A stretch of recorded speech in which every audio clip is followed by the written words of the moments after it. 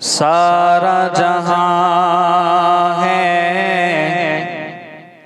एक तरफ और शहर मदीना एक तरफ। सारा जहां है एक तरफ और शहर मदीना एक तरफ। सारा जहां है एक तरफ और शहर मदीना एक तरफ। सारा जहां है एक तरफ और शहर मदीना एक तरफ। हुस्न यूसुफ खूब है लेकिन हुस्न यूसुफ खूब है लेकिन शाह हसीना एक तरफ। सारा जहां है एक तरफ और शहर मदीना एक तरफ। और हजरत सैयदना गौसे पाक रहमतुल्लाह ताला अलैह के हवाले से शायर कहता है कि शेर को फाड़ा कुत्ते ने ये भी तो कहानी सच्ची है।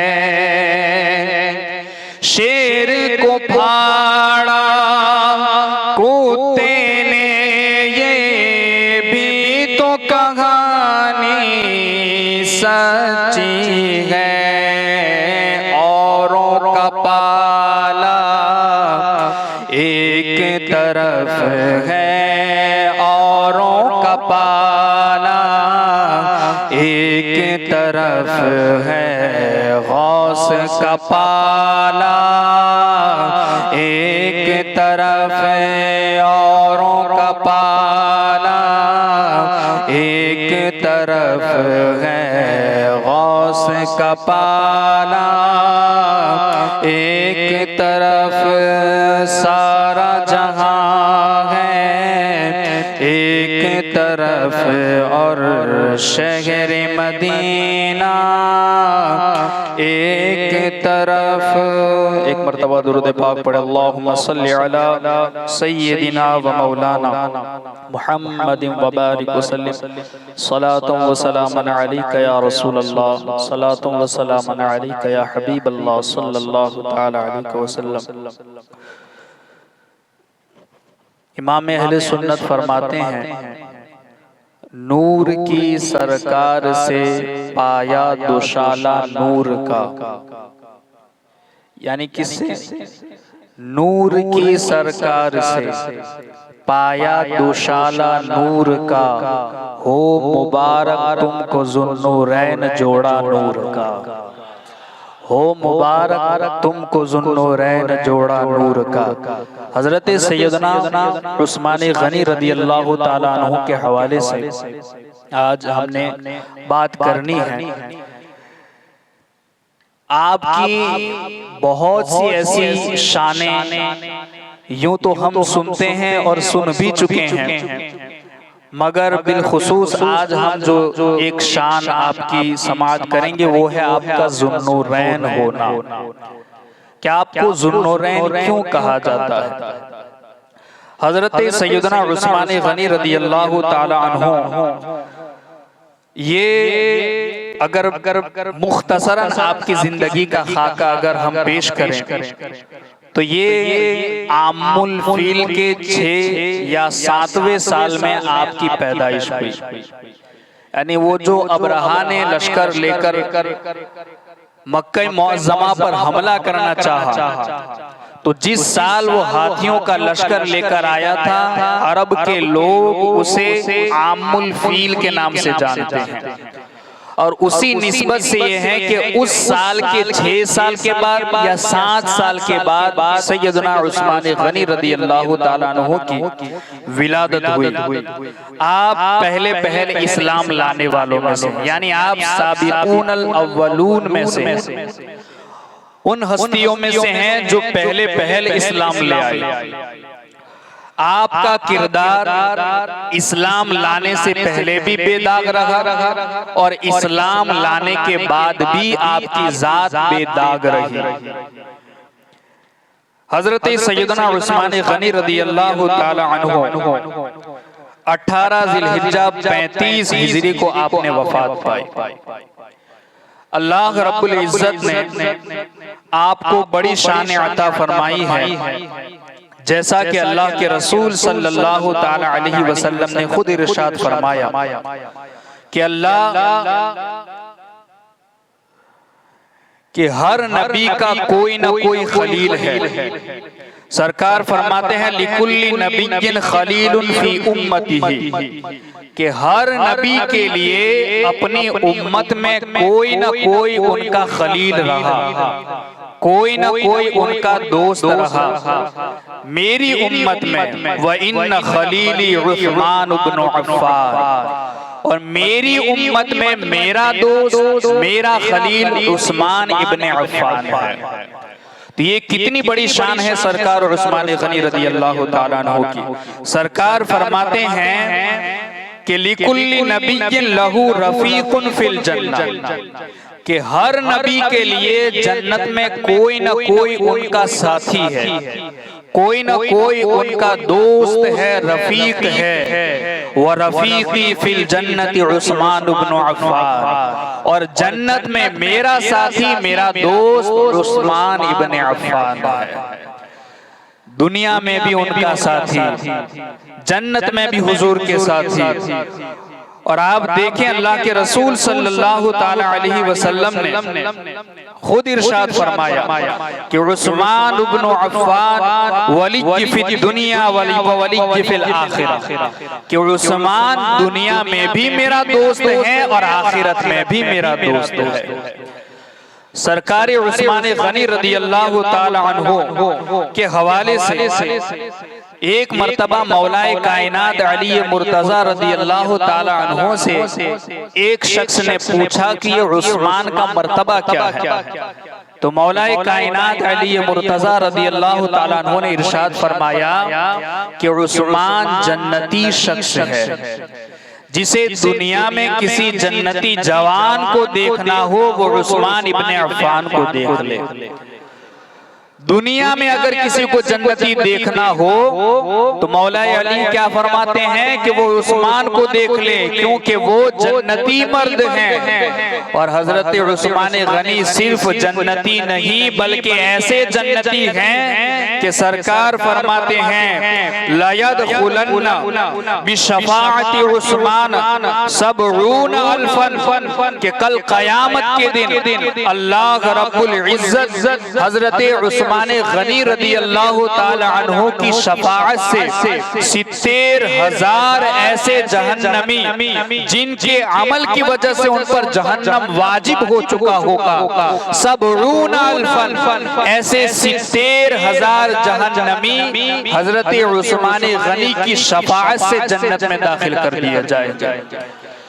तो ये जन्नती तो है, मगर कैसे जन्नती कि इनकी शफाअत से अल्लाह 70,000 ऐसे जहन्नमी कि जिनको उनके अमल की वजह से जहन्नम वाजिब हो चुका होगा, बिगैर हिसाब, अल्लाह उन्हें बगैर हिसाब किताब के जन्नत अता फरमा देगा।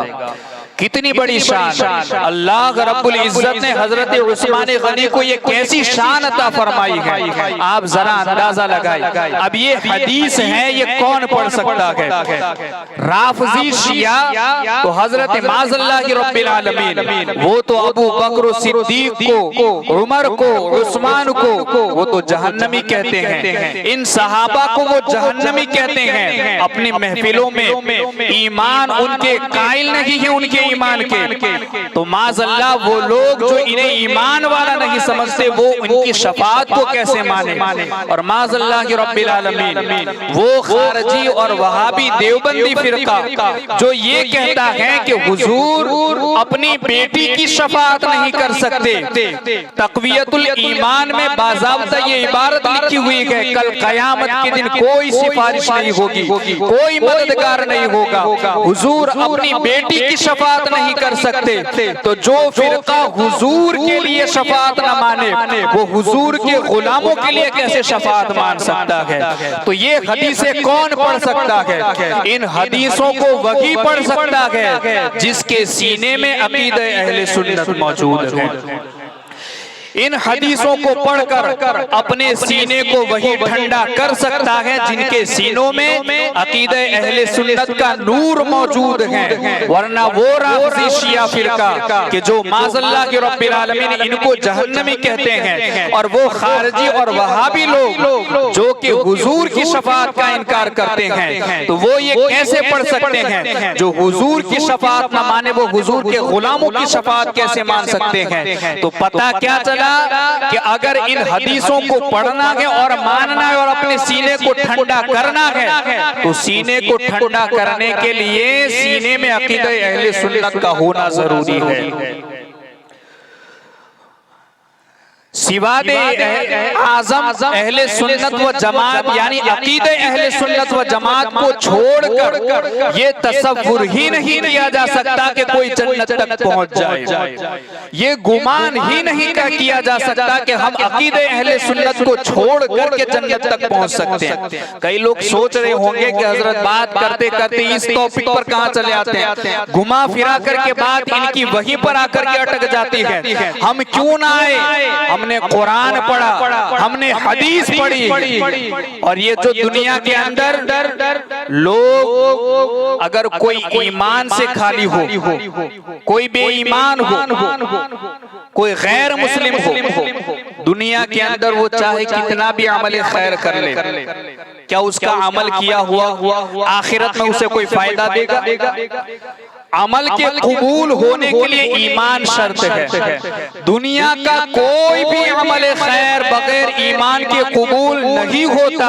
और अल्हम्दुलिल्लाह रब्बिल आलमीन ईमान वहीं पर है जहां अकीदे अहले सुन्नत मौजूद है। अगरचे दुनिया में कई फिरके अपने आप को जन्नती कहते हो, मगर कुरान की रोशनी में, सहाबा की रोशनी में अल्हम्दुलिल्लाह रब्बिल आलमीन हमारा हर अकीदा सहाबा के अकाईद की अक्कासी करता हुआ नजर आता है। हमारा अकीदा ये कोई हमारा घड़ा हुआ नहीं, बल्कि 1450 साल से तवातुर के तौर पर हमारे बुजुर्गों से आता हुआ हम तक पहुंचा है। ये कोई नया अकीदा नहीं, यही अकीदा सहाबा का था। अजीजान मिल्लत इस्लामिया, तो ये बात ये है कि हजरत उस्मान गनी रदियल्लाहु ताला अन्हु को अल्लाह ने वो शान अता फरमाई है कि कल क़यामत के दिन अल्लाह रब्बुल इज्जत ऐसे जहन्नमी के जिनको अपने अमल की वजह से जहन्नम वाजिब हो चुका था, अल्लाह इनकी शफाअत से उनको जन्नत अता फरमाएगा, और वो जन्नत भी बगैर हिसाब के अल्लाह अता फरमाएगा। तो ये कितनी बड़ी शान है हजरत सैयदना उस्मान गनी रदियल्लाहु ताला अन्हु की। आप देखें हजरत मौलाए कायनात अली मुर्तजा रदियल्लाहु ताला अन्हु ही से किसी ने पूछा कि ये उस्मान का मर्तबा क्या है। अब यहाँ मौलाए कायनात अली मुर्तजा रदियल्लाहु ताला अन्हु ने इरशाद फरमाया कि उस्मान गनी सिर्फ दुनिया में ज़ुन्नुरैन नहीं है, सिर्फ जमीन वाले उन्हें ज़ुन्नुरैन नहीं कहते, उस्मान वो हैं जिन्हें आसमान के फरिश्ते भी ज़ुन्नुरैन कह करके पुकारा करते हैं। यानी दो नूर वाला। आला हज़रत ने कहा ना, नूर की सरकार से पाया दुशाला नूर का, हो मुबारक तुमको ज़ुन्नुरैन जोड़ा नूर का। इनके निकाह में इमामुल अंबिया की 2 बेटियां यके बाद दिगर निकाह में तशरीफ लाई, और ये शान तन्हा हजरत आदम अलैहिस्सलातु वस्सलाम से लेकर हुजूर तक तमाम उम्मतों में किसी भी सहाबी या किसी भी शख्स या किसी भी उम्मती के लिए किसी भी उम्मती को ये शरफ हासिल नहीं कि किसी एक पैगंबर की दो बेटियां या इमामुल अंबिया की दो बेटियां यके बाद दीगर एक के निकाह में आई हो। ये शान सिर्फ हजरत सैयदना उस्मान गनी रज़ियल्लाहु ताला अन्हु को हासिल है, इसीलिए आपको ज़ुन्नुरैन कहा जाता है। यहाँ पर भी देखें हर कोई इन्हें ज़ुन्नुरैन कहता है, वहाबी भी कहते हैं, मगर जब अभी जैसे कि मिलादुल बकरीद का मौसम गुजरा तो बकरीद के मौसम में एक क्लिप वायरल हो रहा था कि मदीने मुनव्वरा के अंदर एक शख्स बैठकर मस्जिद नबवी में और वहां खड़े होकर के लोगों को ये कह रहा है कि आने वालों यहाँ इस नियत से ना आओ, अगर कोई यहाँ हुजूर के रोजे की नियत से आता है या उन्हें नूर वाला समझ करके आता है या इन्हें नूर समझता है, अगर ऐसा शख्स अपनी कुर्बानी भी करता है तो उसकी कुर्बानी भी कबूल नहीं होती। अगर ऐसे शख्स की कुर्बानी जिन 6 लोगों के साथ शरीक हो जाए तो उन बाकी 6 की भी कुर्बानी नहीं होती। ये वो वहां बैठ करके ये दर्श दे रखा था। तो जो हुजूर को नूर वाला माने वो कहते हैं कि उसकी कुर्बानी नहीं होती, तो जो हुजूर को नूर वाला माने वो उसे उसकी कुर्बानी को जायज नहीं समझते। तो हजरत उस्मान गनी को ज़ुन्नुरैन क्यों कहते हैं? क्योंकि वो भी इन्हें ज़ुन्नुरैन कहते हैं। जब इन्हें पूछा जाता है कि इन्हें ज़ुन्नुरैन क्यों कहते हैं, ज़ुन्नुरैन का मतलब क्या है, तो यही जवाब देते हैं कि ज़ुन्नुरैन इसलिए कहते हैं कि नबियों के इमाम की 2 बेटियां इनके निकाह में तशरीफ लाई, क्योंकि नबी की 2 बेटियां दोनों नूर, तो 2 नूर इनके निकाह में जमा हुए, इसलिए इनको ज़ुन्नुरैन कहा जाता है। तो पता क्या चला, उन वहाबियों को ये बताओ कि जिस नबी की 2 बेटियां ऐसी नूर वाली हो जो उस्मान को ज़ुन्नुरैन कर दे, उन बेटियों के वालिद खुद इमामुल अंबिया की नूरानियत का आलम क्या होगा, वो खुद कितने बड़े नूर होंगे। उनको नूर मानने वालों की कुर्बानी नाजायज कहने वालों ज़ुन्नुरैन कहते हो तो मतलब भी तो समझो। हजरत सैयदना उस्मान गनी रज़ियल्लाहु ताला अन्हु की एक बहुत बड़ी शान है कि आपको ज़ुन्नुरैन कहा जाता है। इसकी कई वजह हैं। आपको इस वजह से भी ज़ुन्नुरैन कहा जाता है कि एक वजह तो ये है कि हुजूर की 2 बेटियां यके बाद दीगर आपके निकाह में तशरीफ लाई, हजरत रुकैया रज़ियल्लाहु ताला अन्हा और हजरत उम्मे कुलसूम रज़ियल्लाहु ताला अन्हा।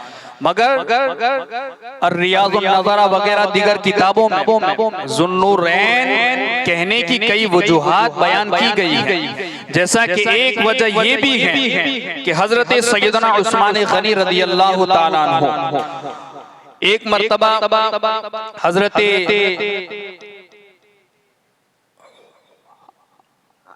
अब्दुर रहमान या अब्दुल्ला तैमी रज़ियल्लाहु ताला अन्हु वो कहते हैं कि मैं खाने काबा में मौजूद था, मकाम इब्राहिम के पास मैंने देखा कि उस्मान तशरीफ लाए और वहां खड़े होकर के उन्होंने कुरान पढ़ना शुरू किया।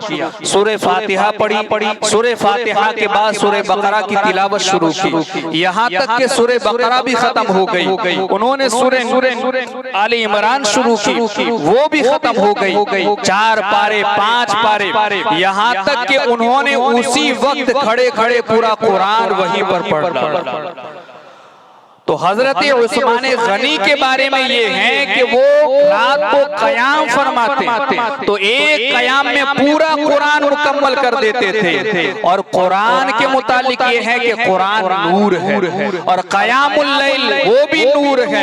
तो क़यामुल लैल ये भी नूर और कुरान ये भी नूर। जब हजरत उस्मान गनी ने रात के क़याम में कुरान को मुकम्मल कर दिया तो 2 नूर को जमा करने वाले ज़ुन्नुरैन जुन्नुरैन कहलाए। तो आपको जुन्नुरैन कहने की एक वजह ये भी है कि आप एक रात में पूरा पूरा कुरान पढ़ा करते थे। अब हमें यहाँ सोचना चाहिए कि हम जिनके नाम पर जमा होते हैं, जिनका जिक्र करते हैं, नाम तो लेते हैं, महफिलें सजाते हैं, मगर उनकी सीरत से कोई फायदा हो, कुछ इबरत भी हासिल करनी चाहिए। आज हमारी रातें कहाँ गुजर रही। हमारे असलाफ जिनकी महफिलें हम सजाते हैं, वो तो एक रात में पूरा पूरा कुरान पढ़ देते। उनकी तो हर रात ऐसी गुजरती थी, ऐसी इबादतों में, ऐसी रियाजतों में, मगर आज हमारी रातें कहाँ गुजरती। इंटरनेट पर, चैटिंग पर, न जाने बेहयाइयों में, और फिर नमाजें छूट रही। कैसे नाम लेवा।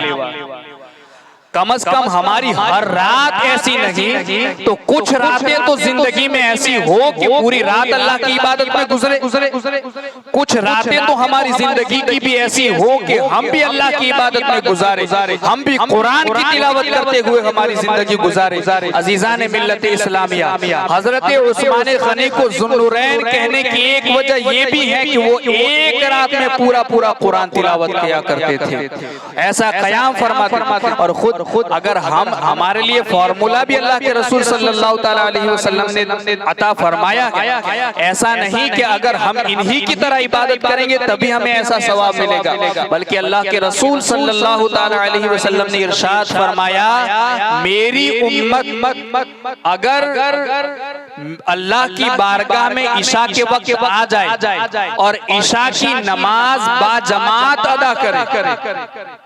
ध्यान से सुनना, ईशा की नमाज मस्जिद में आकर बाजमात अदा करें और बाजमात ईशा अदा करने के बाद अगर वो सो जाए तो अल्लाह रब्बुल इज्जत उसे आधी रात इबादत करने का सवाब अता फरमाता है।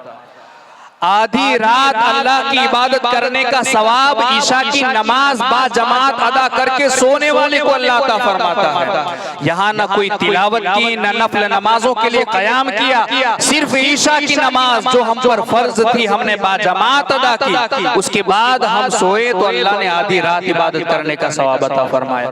आगे अल्लाह के रसूल फरमाते हैं कि अगर वही शख्स फजर में उठकर अगर फजर की नमाज में भी आ गया और फजर भी उसने बाजमात अदा कर ली तो बाकी आधी रात की इबादत का सवाब भी अल्लाह उसे अता फरमा देता है। आधी रात का सवाब ईशा की नमाज और आधी रात का सवाब फजर की नमाज बाजमात अदा करने में। तो यूं अगर फजर और ईशा अगर कोई बाजमात अदा करता है, अल्लाह उसे पूरी रात इबादत करने का अजर सवाब अता फरमाता है। कितनी आसानी, हुजूर की उम्मत पर कितनी आसानी है। तो हमें समझना चाहिए, कम से कम रात को लंबा कयाम न कर सके मगर रब को राजी करने के लिए 2 रकात नफल नमाज ही तो पढ़ करके सोया। सुबह में फजर की नमाज बाजमात आकर के अदा करने हो सकता है, क्योंकि अगर हमारी नीयतें नेक होगी तो नीयतुल मोमिन खैरुम मिन अमलिही, मोमिन की नीयतें उसके अमल से बेहतर हुआ करती है। नीयतें अच्छी होगी, अल्लाह नीयतों के बदले में हमें अजर सवाब अता फरमाएगा।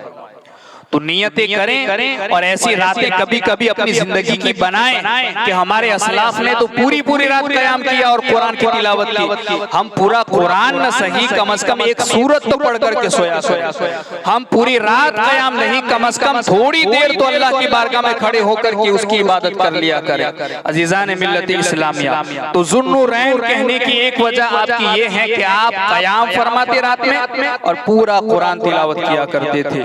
दूसरी एक वजह यह है कि आपकी 2 कुन्नियतें हैं, तो 2 कुन्नियत होने की वजह से आपको जुन्नुरैन कहा जाता है।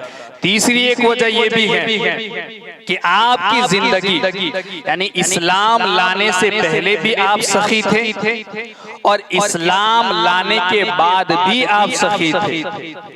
तो जो कि आपके जिंदगी के दोनों दौर, इस्लाम से पहले वाला भी और बाद इस्लाम वाला भी, दोनों सखावत वाला है और सखावत को नूर कहा गया है, इसलिए हजरत उस्मान गनी को जुन्नुरैन कहा जाता है। तो एक वजह जुन्नुरैन कहने की ये भी है। और आपकी सखावतें बड़ी मशहूर है।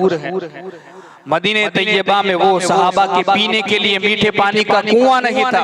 हजरत उस्मान गनी ने उस वक्त 35,000 दिरहमों में वो पानी का कुआं खरीद करके मुसलमानों के लिए वक्फ कर दिया था। एक मर्तबा कहीं जंग में माल की जरूरत पेश आई, अल्लाह के रसूल ने सहाबा को तरगीब दिलाई तो सबसे पहले हजरत उस्मान गनी खड़े हुए कि या रसूल अल्लाह, मैं अपनी तरफ से 100 ऊंट देता हूँ। फिर सरकार ने जब सहाबा को तरगीब दी, दूसरी मर्तबा खड़े हुए, फिर तीसरी मर्तबा खड़े हुए। यूं हजरत उस्मान गनी ने तकरीबन 600 या 900 ऊंट इस्लाम की राह में अता फरमाए थे। और ऐसा नहीं कि सिर्फ जो देने का वादा किया था उतना ही दिया। हमारी तरह हमारा मामला ये होता है कि कभी कभी हम दीनी काम में चंदा इकट्ठा करते हैं, लोग बयान करते हैं कि मौलाना मेरी तरफ से भी 10 सीमेंट की थैली लिख ली जाए, हमारी तरफ से रेती लिख ली जाए, या हमारी तरफ से ये जो भी है 10,000 लिख लिया जाए। जब वसूल करने वाला उनके पास पहुंचता है या जब देने का वक्त आता है, लोग कहते हैं कि अभी तो हजरत इतने नहीं है, 10,000 देने थे, अब ऐसा करें कि अब 5 ही ले लें क्योंकि थोड़ा कारोबार में मंडी है, ये है वो है, बहाने तलाश करते हैं। मगर हजरत उस्मान गनी की जिंदगी इससे जुदा है। जब देने का वक्त आया तो जितना देने का वादा किया था हजरत उस्मान गनी ने उससे कहीं गुना ज्यादा अता फरमाया। वरना अपनी जिंदगी के लिए एक मर्तबा एक शख्स जरूरतमंद था, सरकार की बारगाह में आया कि हुजूर मेरी बेटियों की शादी करनी है, मेरे पास माल नहीं। सरकार ने कहा मेरे उस्मान के पास चले जाओ, जो हाजत हो वहां जाकर के पेश कर दो। वो शख्स गया, हजरत उस्मान गनी रज़ी अल्लाह ताला अन्हु उस वक्त अपने बावर्ची को डांट रहे थे कि तूने खाने में नमक कितना ज्यादा क्यों डाल दिया? अगर तू नमक कम डालता तो बाकी बचा हुआ नमक कल काम आ जाता। तो ये शख्स ये देख करके जो खाने में नमक ज्यादा पड़ जाने पर अपने गुलामों को डांटता है, वो मेरी क्या मदद करेगा? वापस आए सरकार की बारगाह में, फिर आए कि क्या हुआ, कुछ हुआ? तो कहा कि हजूर वो तो नमक ज्यादा गिर जाने पर भी अपने गुलामों को डांटते नहीं। कहा कि जाओ और मेरा नाम लेकर के उस्मान के पास अपनी हाजत पेश करो। जब फिर गए, फिर देखा कि वो किसी और काम की से मुझसे डांट रहे थे, तो फिर वापस आ गए। कहा कि जाओ मेरे नाम लेकर के उस्मान गनी से जो हाजत वो पेश करना। जब तीसरी बार गए तो हजरत उस्मान गनी रज़ी अल्लाह ताला अन्हु से कहा कि मुझे हुजूर ने भेजा है और मैं अपनी जरूरत के लिए आया हूँ। हजरत उस्मान गनी ने अपने खजाने का दरवाजा खोला कि यहाँ जाओ और जो चाहे जितनी जरूरत हो अपने साथ जितना ले जा सकते हो ले जाओ।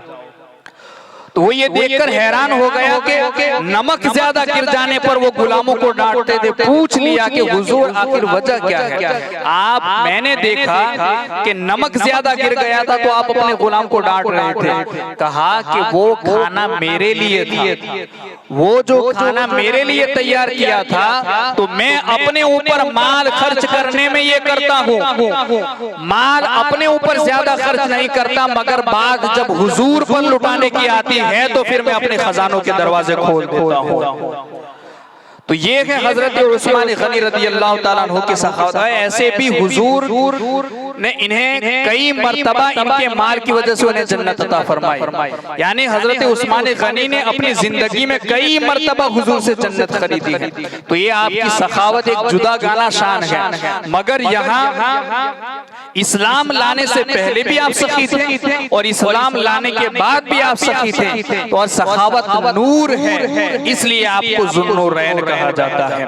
और एक वजह आपकी ये भी है कि आप जुल हिजरतैन हैं, यानी उस्मान गनी ने 2 हिजरतें की, पहले मक्का से हबशा की तरफ और फिर हबशा से मदीने की तरफ। हजरत उस्मान गनी ने 2 हिजरतें की, और जो अल्लाह की राह में अल्लाह के लिए हिजरत करता है तो उसे नूर कहा जाता है। तो इन 2 हिजरतें करने वाले उस्मान गनी को इसीलिए ज़ुन्नुरैन कहा जाता है, 2 नूर वाले। तो एक वजह ये भी है, और एक वजह जो कि मशहूर है कि अल्लाह के रसूल सल्लल्लाहु अलैहि वसल्लम की 2 बेटियां यके बाद दीगर आपके निकाह में तशरीफ लाई। मैं यहाँ थोड़ी वजाहत करना चाहता हूँ कि हजरत उस्मान गनी रज़ी अल्लाह ताला अन्हु का निकाह हजरत रुक़ैया से किसने कराया? हमारे लिए, मेरे लिए, आपके लिए, या हमारे रिश्तेदार, हमारे घर वाले रिश्ता तलाश करते हैं। हमारे माँ बाप रिश्ता तलाश करते हैं, हमारे रिश्तेदार रिश्ता तलाश करते हैं, मगर हजरत उस्मान गनी रदी अल्लाह ताला अन्हु की क्या शान है कि उनके लिए अल्लाह रब्बुल इज्जत ने अपने महबूब पर वही के जरिए हजरत उस्मान गनी के निकाह की वही नाजिल फरमाई।